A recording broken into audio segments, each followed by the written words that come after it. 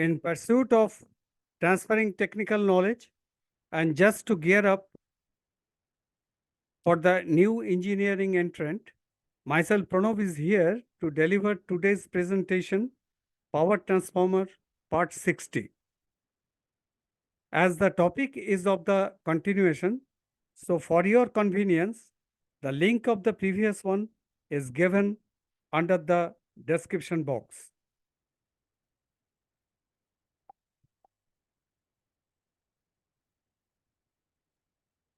Let's start with two types of oil oxidation with degradation byproducts.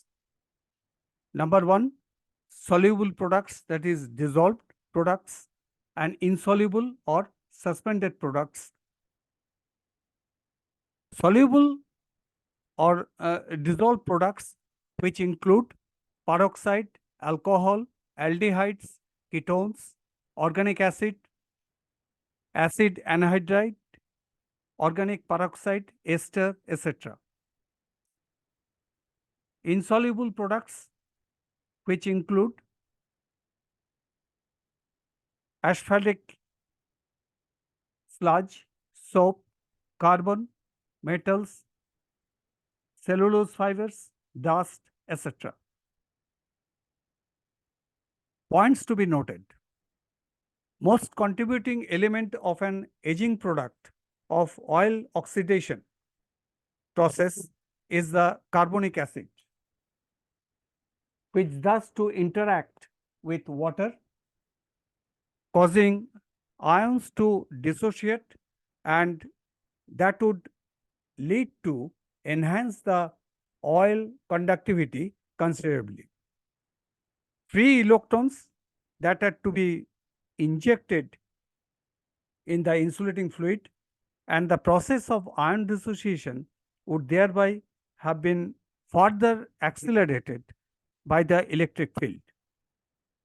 The complex polarization and depolarization processes in solid insulations as well as different ion drip processes in oil would also play a decisive role in the system. Role of corrosive sulfur in transformer and its insulating oil.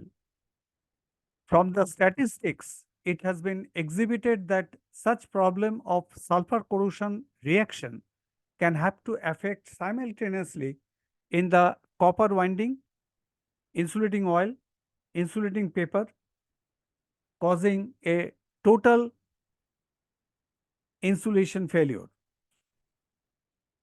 Transformer oil, as it is obtained by distillation and refining from material, refining from natural petroleum. So, the presence of sulfide in sulfur containing petroleum would therefore be the main source of corrosive sulfur in transformer oil. Generally, in concentration of about 20% would be present as elemental sulfur and sulfur compounds in the crude oil from which transformer oil is produced by a series of distillation and refining processes.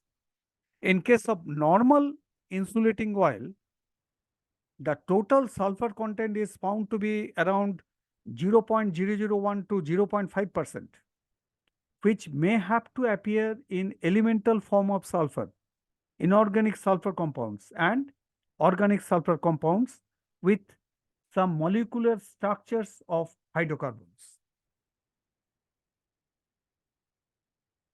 Elemental or free form of sulfur in transformer oil, as it is being very reactive, so its presence, even if in low concentration level, still it has the ability to react with the water content to form a corrosive acids.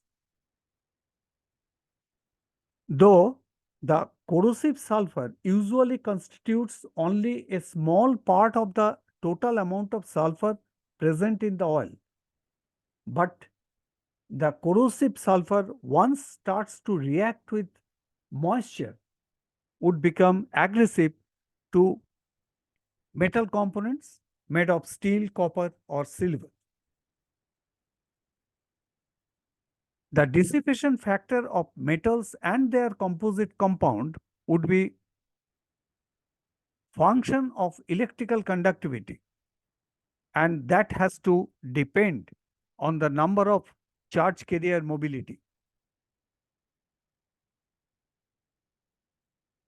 Again, I repeat, the dissipation factor of metals and their composite compound would be a function of electrical conductivity, and that has to depend on the number of charge carrier mobility. At an alternating electric field with having subsequent rise of temperature, the transformer insulating oil, whose dissipation factor and the permittivity both are being affected by the molecular size, composition, and relative orientation of functional groups within the oil molecules. In this context, the service oil that would have to undergo certain variable effects with intensive stress and strain throughout its service life. Important points that are to be categorically noted. Number one, operating at higher temperatures, the relative level of metal ions in the oil would have been much higher. While transformers are supposed to operate at the higher temperature cycle, then the non-corrosive sulfur that also may have the possibility to become corrosive. Higher temperatures that would instigate chemical reactions to occur at a faster rate, which means that the corrosive and reactive sulfur species combined with copper and other metals to form sulfides.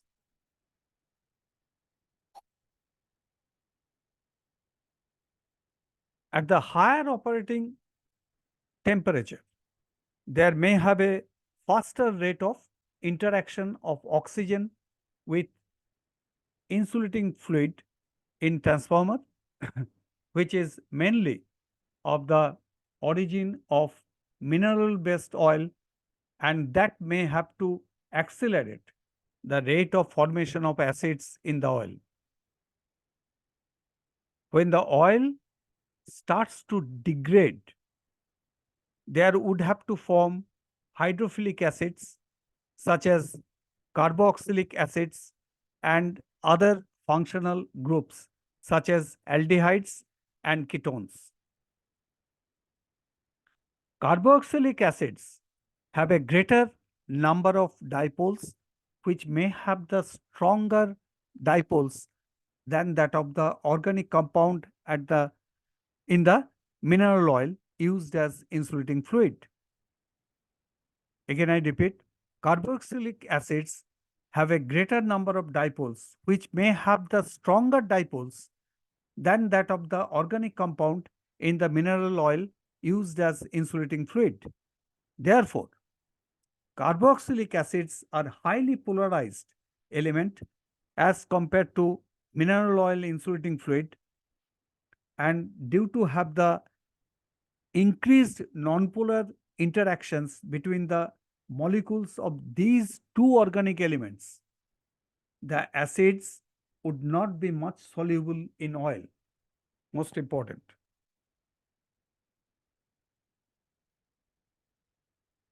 Number 8, during the oil oxidation process,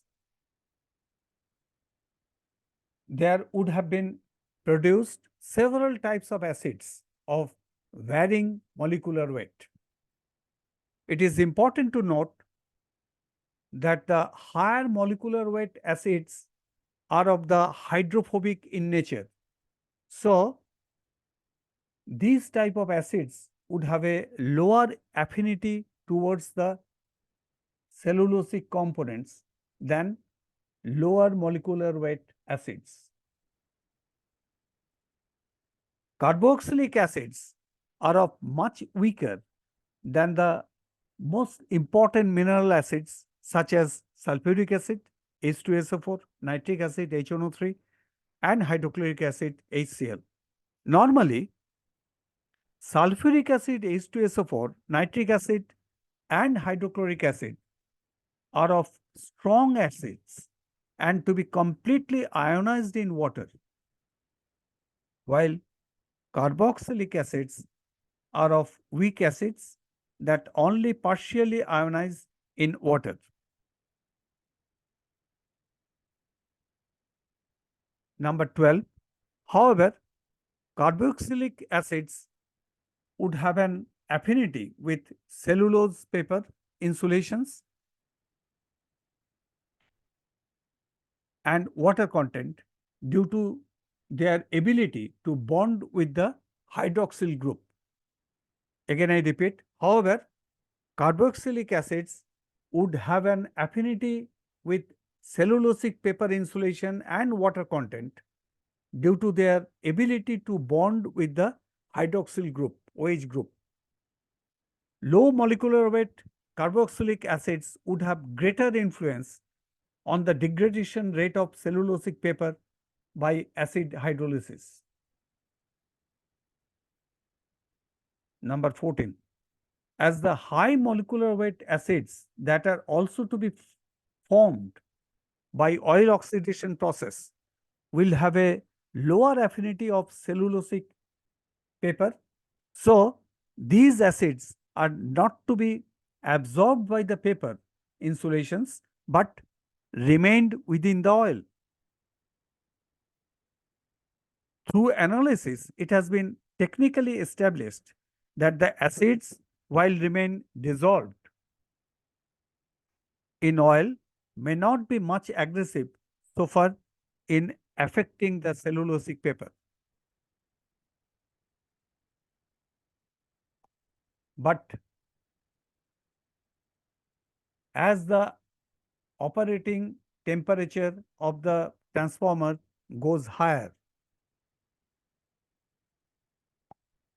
the oxidative breakdown of oil also becomes faster, and that leads to more accumulation of acids in oil with some formation of the semi-solid hydrocarbons termed as sludge. Again, I repeat, as the operating temperature of the transformer goes higher, the oxidative breakdown of oil also becomes faster, and that leads to more accumulation of acids in oil with some formation of the semi-solid hydrocarbons termed as sludge. Number 17. Subject to formation of insoluble deposits in oil as sludge that would reduce the dielectric strength of the oil.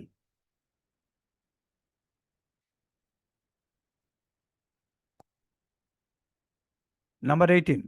The sludge, once deposited on the paper insulation as well as within the oil flow ducts, then it would have to act as a barrier to the heat transfer from the core and coils to the coolant.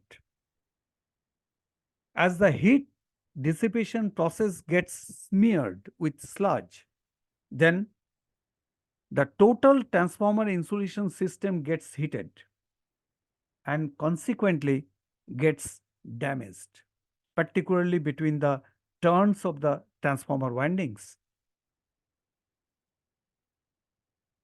Number 20.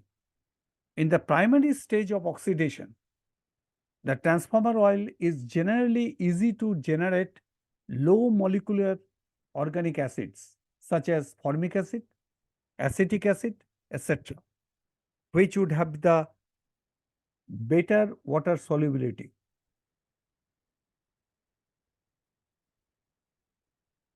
Number 21. When the water soluble acid content in the oil increases, there may have to corrode solid insulating materials and metals, which rather to reduce the insulation performance and ultimately leads to shorten the service life of the transformer as well. The acidic products contained in the oil must have to increase the conductivity of the oil, and at the same instance it has to reduce its insulation performance also. Technically, it is imperative to consider the formation of sludge and soluble acids in sufficient quantity in transformer insulating oil would be the terminal stage of its deterioration process.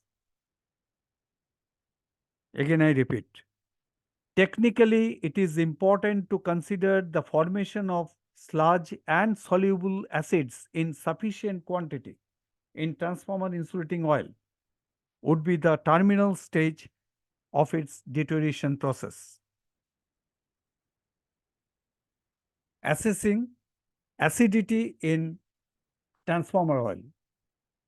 Transformer insulating oil oxidizes even under ideal conditions, as it is rather irresistible to keep the transformer oil separated from oxygen and water. Both acid number and interfacial tension of insulating oil would need to be assessed together, as because the low interfacial tension would indicate an obvious presence of hydrophilic acids and water in the oil. Most important, the acid number is a parameter to quantify the amount of those carboxylic acid groups present in oil and can be expressed in milligrams of potassium hydroxide that is required to neutralize those acidic constituents in per gram of oil sample. In IAC 62021-1 2003 and IAC 62021-2 2007, where a procedural aspect has been recommended for determination of the acidity of unused and used electrical mineral insulating oil by applying both the calorimetric titration and automatic potentiometric titration.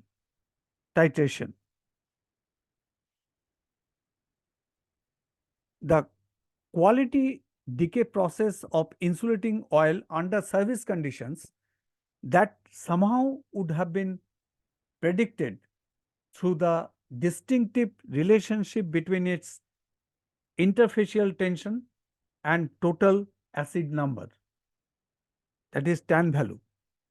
Total acid number is a measurement of acidity in oil, and from the analysis it has been exhibited that there will be a drop in IFT of the oil with the increase of tan value.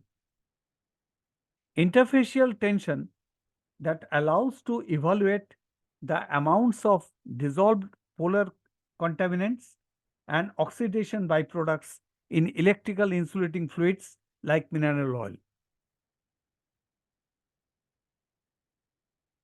Polar contaminants that are to be formed in insulating fluid as due to the various chemical interactions, which thus to contribute a continuous degradation of cellulosic insulations.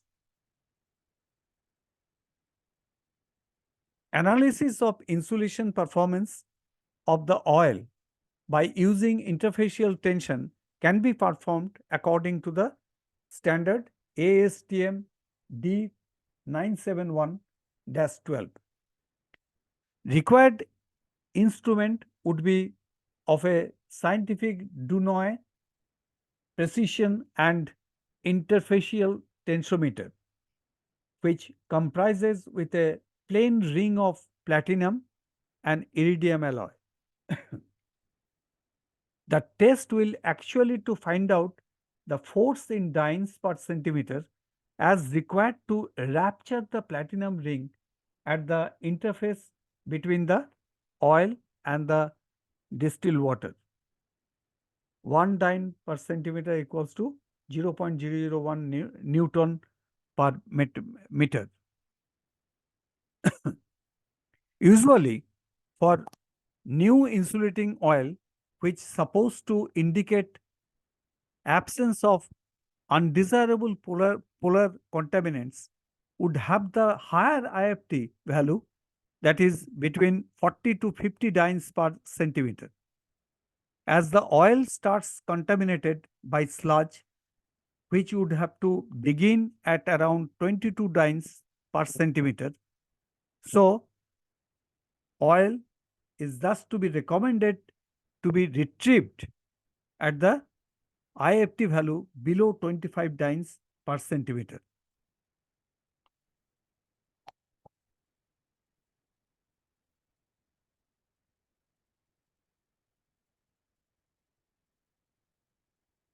The IFT value would therefore be an obvious confirmation in being an early indicator of sludge formation in the oil insulating fluid well before any sludge formation occurs.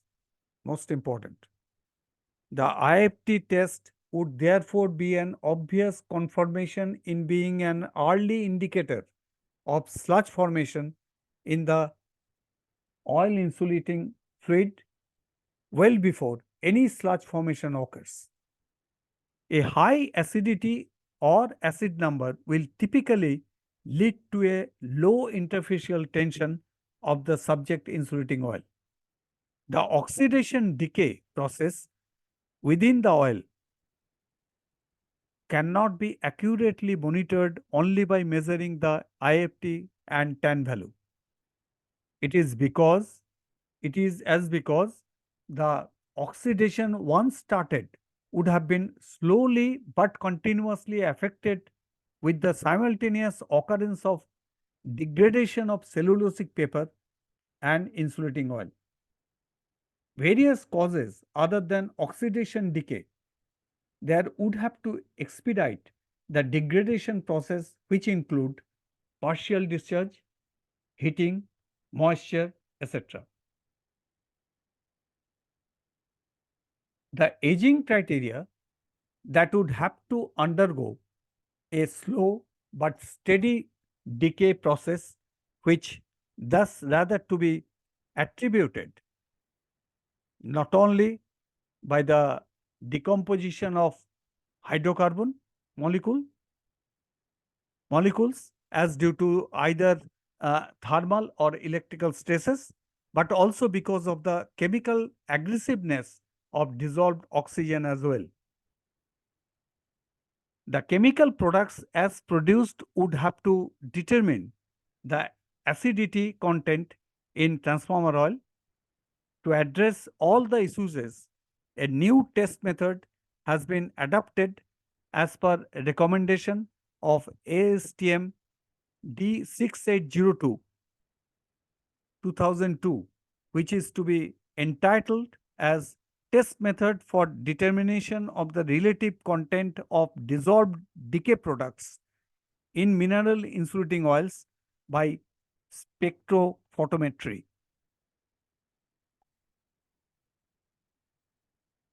Let's stop here, further to be continued at later stage. Thank you. Thank you for listening the video. Kindly do like, share and subscribe. Your subscription would encourage to post more videos. Also share your comments or feedbacks inside the dedicated comment section.